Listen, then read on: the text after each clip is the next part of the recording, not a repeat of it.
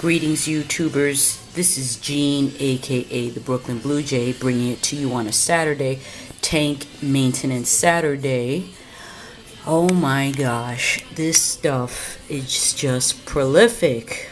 I mean, I have never been like really successful with the plant thing, but this floating plant stuff, this Salvinia, is a beast. I just I don't know, 2 weeks ago took out maybe 25% of it or 30% of it, and I had put it down in the 5.5, and of course you can't really see that because the light is off. Hold on. But it filled up that tank in no time and came back with a vengeance up here. And here goes the Frogbit. Questions about Frogbit to any of you guys who are keeping it out there. My Frogbit looks very yellow in comparison to the Salvinia. And I don't know, when I first got it, it was very green, but I know it came from a tank that had CO2. I'm not running any CO2 in here, but I don't know if you guys know anything about Frogbit and how to keep it nice and green, because I really don't. I really love the plant, and it is growing. It's propagating here, but it's still looking just a little too yellow. Yeah, it's looking too yellow. I'm gonna get in here and yeah, so I want to say something about the open top. I've been doing the open top with this tank, and I mean the evap is just incredible. It's just so much of the volume of water is lost when I go with the open top thing. So I don't know if I like that. I don't know if I like I like the open top because I have this you know, the Salvinia and the Frogbit, the floating plants. It's kind of nice for the fish, and keeping that open top, you know, this kind of creates what they call a false ceiling or something like that, is what I heard. So I like that natural look, but I don't like this evap. This is a little too much for me. So anyway, I'm just blabbing on and on about this stuff, but if anybody knows tips and tricks about Frogbit, I'd greatly appreciate that. I'm gonna turn this off, and I'll get back to you once I've done my water change and such. Okay, everything's all cleaned up. Did my water change, topped it up, you know, nicely the way I like it, not sinking down.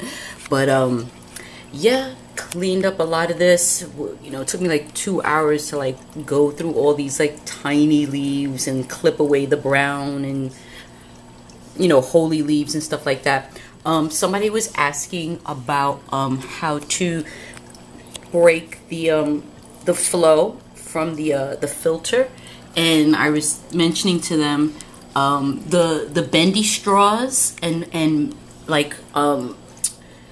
bending the straws so that way they create a little quarantine area where your water could just fall in without disrupting the floating plants, is one way, but this is another way. And it's just a you know, soda bottle, plastic soda bottle, and the ends cut off, and then you cut a seam or whatever down the middle, and then you just kind of place it over, so it does break the water flow, and that works really nicely. The bendy straws work excellent, but when you have an open tank like this, the evap then winds up going lower than your straw level, and then the floating plants go underneath there and then just create a mess. It defeats the purpose. So that's another way for the person who was, I forget your name, sweetie pie, who was asking about it. So anyway, I gotta make this really quick because I am leaving. It's Saturday night, and I'm gonna go hang out with my friends. So I wanted to mention that I have, you see that little tiny speck right there?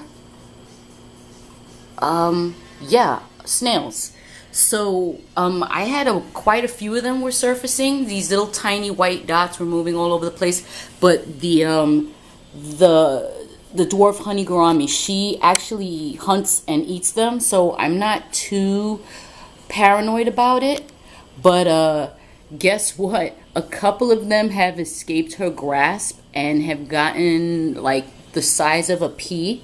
So I have like 3 pea-sized snails in here. I don't see them. They're usually hanging out like down on the dark side of the driftwood. But no, I don't see them now. So I'm a little concerned about those guys. I'm also terrified to, when they're that big, I'm like terrified to kill them. So, yeah, I'm feeling really squeamish. Yeah, so anyway, that's a quick update. Oh, I wanted to mention this thing too. Calling myself a genius here, I took a little water pump that was at the end of a whisper filter. Let me see if I can find it. Hold on one second.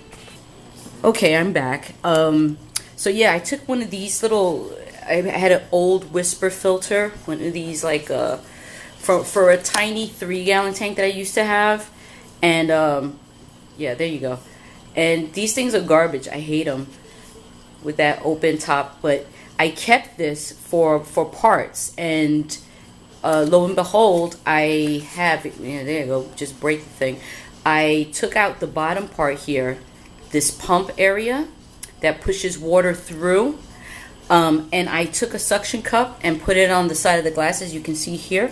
So it has like different like pressure levels. Like you can have like slow, medium, high flow coming out of here. So I put that here to create water movement in the tank, because there's hardly anything happening up here, and I had a biofilm problem before, so now I have that thing in there pushing the water around, making some movement.